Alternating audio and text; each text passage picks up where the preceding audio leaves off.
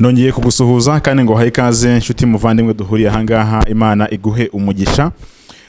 Uyu munsi nje kuganira ku ngingo abantu benshi bategereje, ni ingingo abantu benshi bari guteraho komanteri cyane, ni ibintu navuga ngo nakavuyo kamaze kuba kenshi mu bizera kubera ikibazo cy'irangamuntu koranabuhanga. Uyu munsi ntago ndi bubice ku ruhande, nje ngo tuganire ku irangamuntu koranabuhanga. Abantu bagiye noneho bambaza umwanzuro. Uyu munsi ntimujye kure, munyemerere tubane. Turaza kuza kubihuza n'ubuzima bwa gikristo, turebe ngo mbese umukristo akwiriye kwitwara gute kuri ibi bihe by'irangamuntu. Impamvu iki kiganiro nkikoze nuko mu biganiro byinshi nagiye nkora, yaba ari abanyandikira kuri WhatsApp, yaba ari abatanga komanteri, yaba ari abanyura ku rubuga rwa Facebook, bose bahora bambaza ngo waduhaye umucyo ku irangamuntu koranabuhanga, waduhaye umucyo. Hari ikiganiro nigeze gukora, bamwe baravangukiza abantu mu rujijo ngo nanze kubabwira nawe akwiye kuyifata cyangwa utayifata, ndetse mbabwira yuko atari ngombwa ko ngiye mbafatira umwanzuro. Mbabwira ko buri muntu wese bitewe no kabana n'Imana ari ukwiriye kwifatira umwanzuro. Ariko kuri iyi nshuro ntekereza ko noneho ndi busoze buri muntu wese nyine yumva afite umwanzuro mu mutima wiwe. Ntago ndi buze kuvuga ngo we ngo kanaka ngo ndavuze ngo bigenze gutya, ahubwo ibyo tugiye kuganira nibyo biri buvemo umwanzuro noneho. Ntago n'ubundi navuga ngo nashyize abantu mu mwanzuro mu gihirahiro cyo kudafata umwanzuro. Ariko kuri iyi nshuro ndagira ngo tuganire twitonze turebe. Abantu benshi bahangayikishijwe n'ifaranga koranabuhanga kandi bagahangayikishwa n'irangamuntu koranabuhanga. Ntago nzi impamvu bahangayitse, kuko nk'abadiventiste umunsi wa karindwi basomye bagombye kuba bazi neza aho ibintu byerekeza. Ntago ari ibintu byagombye kuba bibatera ubwoba. Buriya umuntu nakubwira ngo wenda hano haranyura ikintu kikahanyura, ntago byakwiye kugutungura kubera ko nyine wari ubizi ko kigomba kuhanyura. Ariko abantu benshi barahangayitse, bamwe bari gutekereza kuba bagurisha ibyabo ngo bahunge kubera irangamuntu y'ikoranabuhanga, abandi bari gutekereza guta imiryango, abandi bari gutekereza gukora byinshi bitandukanye kugira ngo birwanirire. Ariko se ukuri ni ukuhe ku irangamuntu koranabuhanga? Ubundi irangamuntu koranabuhanga ni iki cyihishe inyuma gituma ijagaraza abantu, kigatuma ubona nyine abantu basa nk'abashaka kuva mu byizerwa bariko mbivuga, ubona abantu basa nk'abashaka gutandukira irangamuntu koranabuhanga iteje ikihe kibazo? Ntago nzi wenda uko abantu babitekereza. Buri muntu wese burya afite uko abitekereza, mfite uko mbitekereza, nawe ufite uko ubitekereza.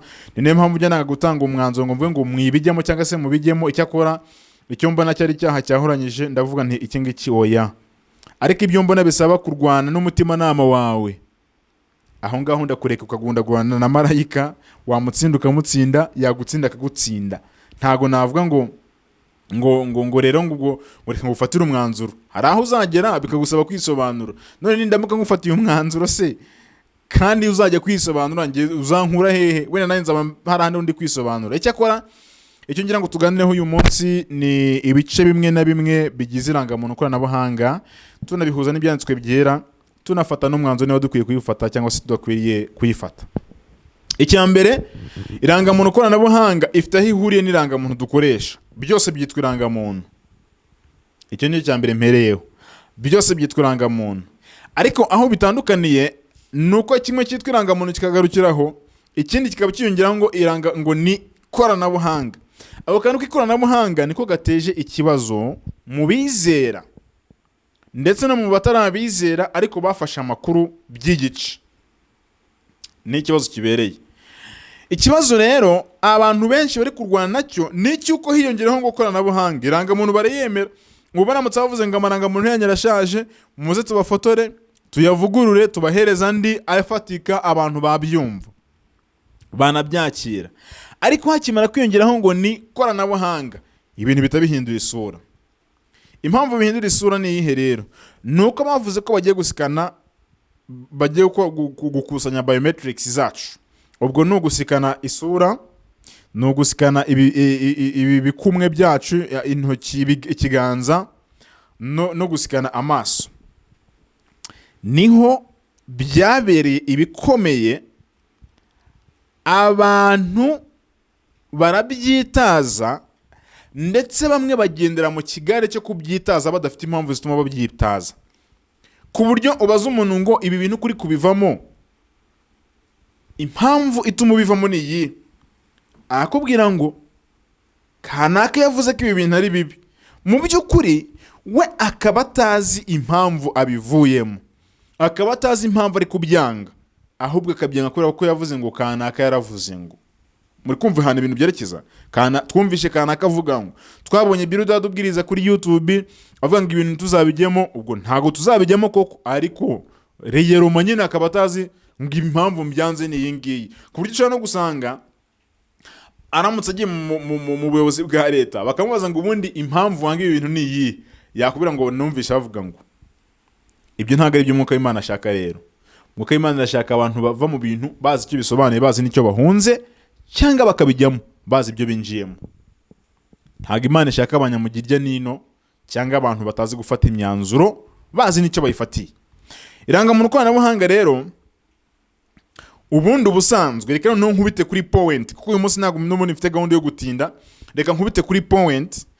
Ubusanzwe irangamuntu ntago ari mbi, oya, ni kimenyimenyi wowe uri kunyumva urayitunze.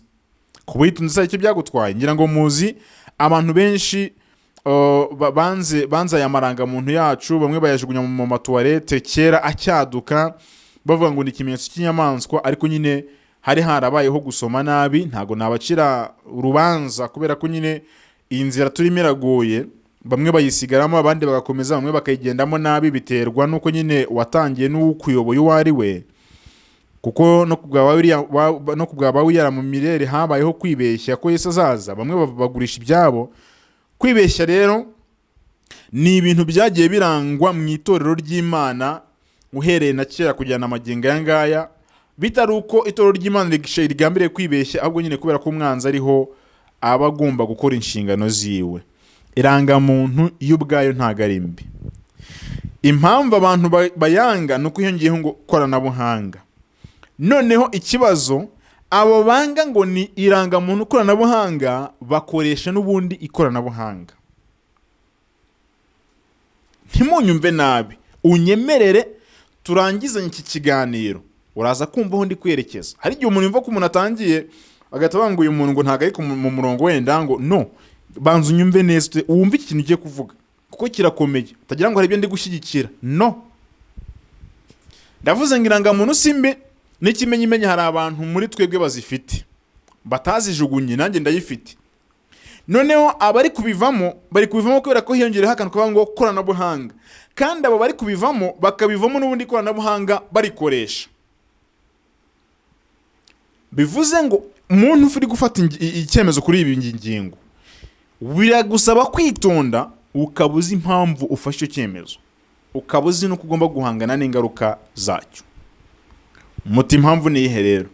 Tuvuga ngo dore reka manza nsuzume wumve niba uri no guhunga umenye ibyo urimo urahunga ibyo ari byo. Irangamuntu icyambere urayifite, icyongeraho ngo ni ikoranabuhanga. Urimo urahunga iki? Uri guhunga ko bazasikana ibikumwe byawe, uri guhunga ko bazasikana isura yawe. Nyamara nuko ntayo mfite ndi kwikoresha hariya. Ama smartphone dufite dukoresha itwa ngo ni za fingerprint. Twamaze gushyiraho ibimenyetso byacu by'intoki. Ibyo rwose wishirira impungenge niba uzi ko watunze smartphone.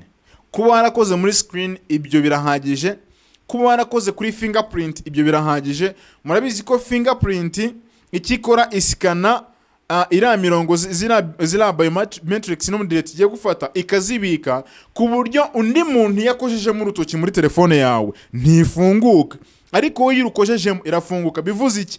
Telefone y'ubwene niba yaramaze kubika biometric cyangwa se biriya bimenyetso byo ku ntoki, ku buryo ukoraho ikamenya ngo ni wowe uje. Ngiki cyo leta igiye gukora. Kabiri, face detection cyangwa se guscanninga isura. Ibyo mu matelefone yacu turabikoresha. Abantu benshi dufungura amatelefone yacu dukoresheje amasura. Amasura ni kirero. Niba telefone anyifungura nkoresheje isura, undi muntu akaba ashaka gushyiramo isura ye ntikore, bivuze ngo namaze kwa registra isura yanjye muri telefone. Kandi isura yanjye muri telefone ku registra, telefone ifite aba administrators bayikoze bayizi, bivuze ngo isura yanjye barayifite barayizi. Ibiganza byanjye barabifite barabizi. kuko nakoresheje fingerprint, nanjye ndayikoresha. Fingerprint kari ahantu ukoze urutoki telefone igafunguka, ibyo ndabikoresha. Face detection, kuba nakarojisitira isura akaba ari ifungura telefone yanjye, ibyo nabyo narabikoresheje. Bivuze ngo rero birudadi nindamuka mpagurutse ngahungira Irangamuntu koranabuhanga, ibyo naramaze kubitanga, nkayihunga mpunzi cyitwa ikoranabuhanga, ndaba nkoza amakosa. Kuko ikoranabuhanga ry'ubwaryo ntago ari ribi. Iyo riza kuba ari ribi, ntago mwagombye kuba muri kumva ubutumwa ndimo ndatambutsa kuri YouTube. Ntago byagombye kuba bishoboka. Ntago byagombye kuba bishoboka. Kubera ko urumva jewe ubwanjye kugira ngo bibagereho nuko nkoresha internet, kugira ngo bibagereho nuko nkoresha ikoranabuhanga, kugira ngo bibagereho nuko nkoresha nyine ibintu byinshi bigiye bitandukanye. Bivuze ngo ikoranabuhanga ntago ari ribi, ahubwo riba ribi bitewe n'umusaruro uri guturukamo n'ibyo twarikoresheje. Muti rero birahura he n'irangamuntu koranabuhanga? Turakora iki kuri irangamuntu koranabuhanga? Ni ukuvuga ngo irangamuntu koranabuhanga yo ubwayo si mbi, ahubwo ikibi ni igishobora kuzayikomokamo ku bantu bazaba badashikamye kuri Kristo. Hari ibintu bibiri dukwiriye kurwanya. Dukwiriye kurwanya. Niwumva irangamuntu koranabuhanga iri muri kimwe muri ibyo ngibyo, uhungire kure. Ariko niwumva irangamuntu koranabuhanga itari muri ibyo ngibyo, usaba Imana iguhishura icyo ukwiriye gukora. Icyambere, dukwiriye gutinya ikintu icyo ari cyo cyose gishobora gutwara ubugingo. Icyo ni icyaha. Ikintu icyo ari cyo cyose gishobora gutwara ubugingo, icyo ni icyambere dukwiriye gutinya. Ikintu uzi ko gishobora gucamo kabiri isano ufitanye n'Imana mu buryo bw'umwuka, icyo ni icyaha, ukwiriye kukigendera kure. Kabiri, dukwiriye gutinya ikintu icyo ari cyo cyose gitsemba urusengero rw'Uwiteka ari wo mubiri twambaye. Niba uzi ko ibyo bintu uko ari bibiri nta hantu ushobora guhurira nabyo, it's okay. Niba uzi ko ibintu uri gukora ntaho bifitaniye isano no kugira umuze muke no kurinda umubiri, ubwo icyo ni cya kabiri mpereyeho. No kurinda umubiri bishobora kuba ari ibyinjira mu mubiri, ushobora kuba ari ibyo unywa, ibyo urya, ibyo ureba, ibyo wumva, nabyo byinjira mu mibiri yacu burya. Ibyo niba uzi ko hari aho bihuriye nabyo, witonde cyane. Witonde. Niba uzi ko hari n'ibyo washyizemo, uramenye, jya ku mavusa b'Imana imbabazi. Ubwo ndavuga ibyiza nako ibibi bishobora gutuma imibereho yacu itagubwa neza, cyangwa se imibiri yacu itagubwa neza. Niba uzi ko hari inzira n'imwe ushobora kwerekezamo ishobora kubyara icyaha, cyangwa se y'ubwayo ikaba ari icyaha, ikaba ishobora kuba intandaro yo gutandukanya wowe n'Imana, fungira aho ngaho witere intambwe ujya mbere. Fungira aho ngaho.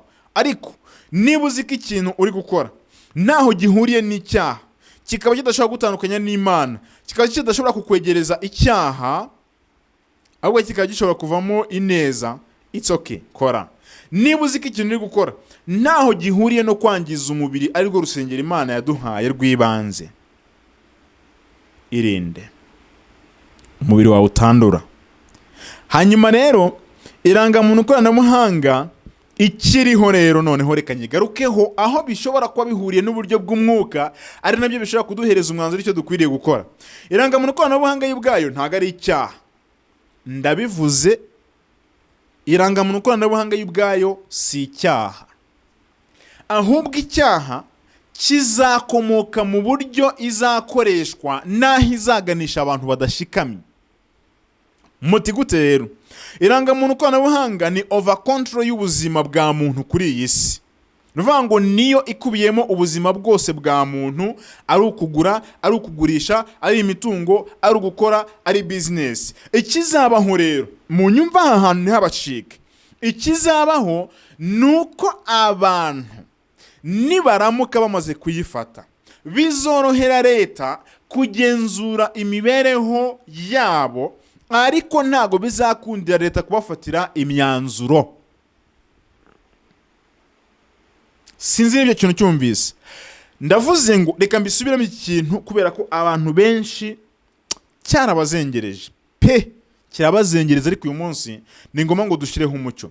Irangamuntu ntago izatuma leta ifatira abantu imyanzuro, ahubwo izafasha leta kugenzura imibereho y'abantu. Burya impamvu mvuze gutyo nuko twebwe hari ibyo bazatuzanira, nibabona ibyo bintu tudashoboye kubigenderamo, either bavuge bati ntago birudadi yemerewe gukora ku mafaranga ye kubera ko tumufite muri control, ariko ntago bizavuga ngo bazamfatira umwanzuro, ahubwo nk'uko mu bihe bya kera hari abemeye guhara ibyabo harimo n'ubuzima kugira ngo bakurikire Yesu Kristo, niko abantu bazavuga bati irangamuntu aho kugira ngo imbuze ijuru, kugendera mu mategeko yayo bimbuze ijuru, cyangwa se ibyo barimo baransaba, no reka twe kuvuga ngo irangamuntu ibyo bari kunsaba aho kugira ngo bimbuze ijuru, I'm gonna stand apart, ngiye guhagarara nitandukanyije. Ndagira ngo abantu muhakane ibintu, muhakane ibyo muzi, muhakane ibyo musobanukiwe, mwe kugendera mu Kigali nk'icy'abandi bagenderamo. No, niba uyifata uzi ibyo ufashe, niba uyanga uzi ibyo wanze, wigendera mu Kigali. Icyo ndi kuvuga rero ni iki ngiki. Irangamuntu ntabwo izatuma gufatira umwanzuro. Icyakora umunsi uzabona bavuga ngo tugiye kubashyira mu microchip, uramenye uzahungire kuri. Ndabivuga mbisubiramo manitse n'ikiganza cyanjye. Nubona bavuze ngo bagiye kugushyira mu microchip mu mubiri wawe, uzagendere kuri kora ko bazaba bagiye gukontorora ubugingo bwawe n'ubuzima bwawe. Ikindi nsubiramo, inyigisho zivuga ngo ibi bintu mubyumve neza. Inyigisho zivuga ngo abantu bazisanga baraguye mu bintu rwihishwa batazi ibyo ari byo, iyo nyigisho ni ibinyoma, ntago ari y'ukuri. Impamvu ngo ni ibinyoma, ibyanditswe byera bimbwira ko ibintu byose bizashyirwa ku mugaragaro, buri muntu akihitiramo. Munyumve neza, icyo kintu mucyumve neza. Ibintu byose bizashyirwa ku mugaragaro, buri muntu yihitiremo. Ntago ari ibintu bizaza findi ngo twikangure twarabigezemo turabigizemo ubushake no mahitamo. No, amayeri yose yaza uko byagenda kose, ijambo ry'Imana ryambwiye ngo nta kizajya kuba Imana itabanje kuburira abagaragu bayo ibihishwe. Bivuze ngo niba ari ikintu kigendereye gutandukanya umuntu n'Imana, agomba kugihitamo abishaka, ntago agomba kukijyamo atabishaka. Irangamuntu koranabuhanga ntago izaba kontrole y'ubuzima n'ubugingo bw'abizera. Ikizafasha leta ni ukugenzura abaturage bayo, ikaba yatuma leta ishobora kuba yafata imyanzuro ishaririye ku bakristu, ariko gufata imyanzuro ishaririye ku bakristu ntago bizatanga uburenganzira bwo kugira ngo leta ifatire imyanzuro abakristu. Leta izafata imyanzuro, ariko n'abakristu bazafite uburenganzira bwo kwifatira imyanzuro ku giti cyabo. Nizere ko muri kucyumva neza.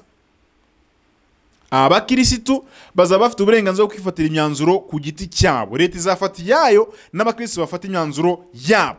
Ariko ikizabaho cyo nuko nkuko nabivuze, irangamuntu izafasha leta gufata imyanzuro ndetse inaremereye ku bakirisitu. Ariko kuko abakristo bazaba bagifite ubwenge buzima, ntago bazagendera kuri iyo myanzuro, bafite uburenganzira bwo guhakana iyo myanzuro cyangwa se bakayemera bitewe n'ukwizera k'umuntu n'ukwemera kwe.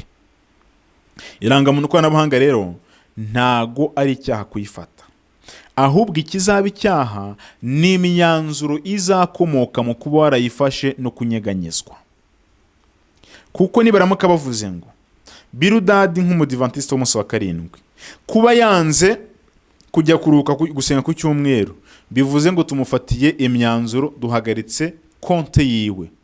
Ibyo birumvikana, ni controle, niho biri kwerekeza. Kuba nzamufite irangamuntu ngi ntago bizaba ari icyaha. Irangamuntu y'ikoranabuhanga ntago bizaba ari icyaha, ahubwo ikibazo kizaba ku myanzuro nzafata hanyuma yuko yarangamuntu ibaye intandaro yo kugira ngo bakontorore ibyanjye. Twabonye ko ikimana tubwira nuko mu minsi ya nyuma ikintu bazatugeraho ninda nk'ibisanzwe, ni ukurya, kugura no kugurisha, ubwo donc ni imibereho muri rusange. Niba bafata iyo myanzuro rero, abazaba baramaze kwishyira mu maboko y'Imana bazamenya uko bahunga, bazamenya n'aho berekeza. Abazaba rero batari bamara kwishyira mu biganza by'Imana, abo nibo bazagwa mu mutego wo kuba yarangamuntu ishobora kubarusha ubushobozi. Ariko abashobora gufata irangamuntu bari no mu biganza bya Yesu Kristo, abo bantu igihe kirangamuntu ishobora kuzaba kimwe mu bikoresho leta ishobora gukoresha kugira ngo igenzure imitungo, abo ngabo imitungo izaba yarabahambutse, ntabwo bazaba bakireba ku by'ubu buzima, ahubwo bazaba bemeye kubeshwaho na Kristo. Nizere ko byumvikanye. Abantu rero muri bo muragundagurana, tuyifate tuyihorere, wayifata utayifata n'akazi kawe. Ikibanze no kuzibye murakurikira. Icyakora icyo ndi kuvuga cyo, irangamuntu y'ubwo kuyifata si icyaha, ahubwo icyaha gishobora kukuba warushijwe ubushobozi n'abayiguhaye bakakuyobora bayishingikirije. Ariko kuyifata uracyafite uburenganzira n'intekerezo zo kwifatira umwanzuro. Igihe muzabona bavuze ngo bagiye kubashyiraho microchip, mukabona bavuze ngo tubatera ibi ngibi mu mubiri, Yesu yaravuze ngo utsemba urusengero Imana nawe izamutsemba. Ibyo rero birasaba kwitonda. Icyo dukwiriye kurebaho, mbese ibi bintu biri kwangiza umubiri, temperance, ubwo nicyo ndi kuvuga, ubwirinzi. Mbese ibi bintu ni icyaha, hari aho biri kuntandukanya n'amategeko 10 y'Imana. Aho ngaho nuramuka uhabonye uramenya uzitonde. Ariko ibindi birenze ibyo ngibyo, ubwoko bw'Imana mutere intambwe mwigengesereye. Mvuze ko irangamuntu ifaranga ryo sindarivugaho, naryo igihe cyacu kizagera ndivugeho, kuko ndabizi mwansabye igihe kirekire ngo irangamuntu nyivugeho, ndabivuze noneho. None hakana jyo hakane byuza, ariko nujye no basi nunabwiye umuti ibintu ngiye sinzabifata, ujye umuguti impamvu ntazabifata n'ingiyi, ujye utanga impamvu yumvikana, we kugendera mu kigali ngo bavuze ngo tubonye ko irangamuntu ntago ariyo, ntago ari ikimenyetso ni cyambere. Abantu bavuga ko ari ikimenyetso, no ntago ari byo. Ikimenyetso cy'inyamaswa n'itegeko yo kuruka icyumweru, ibyo byo turabizi. Irangamuntu si ikimenyetso, oya, ntago ari ikimenyetso, ahubwo izaba inzira leta izanyuramo ishyira mu bikorwa amategeko azagenga ikimenyetso. Y'ubwo yose ikimenyetso, ariko ni inzira. Ariko ku bazaba barayifashe badashaka kubahiriza amategeko y'ikimenyetso, bo bafite uburenganzira bwo kuzahakana umusaruro uzayivamo. Icyakora ufite uko bihunga, itsoke. Ndasoje. Imana ibahe umugisha, tuzasubira mu bindi biganiro. Ufite igitekerezo cyangwa se inyunganizi cyangwa ikindi kibazo, wanyandikira kuri 0788, aho ni WhatsApp 0788 700 857, cyangwa ukampamagara kuri 072222 04631. Uwiteka barebe neza kandi abarinde, tuzakomeza kugenda tuganira, kandi mukomeze gusenga mushikamye kugira ngo uyu muraba turimo utadutwara. Imana ibahe umugisha.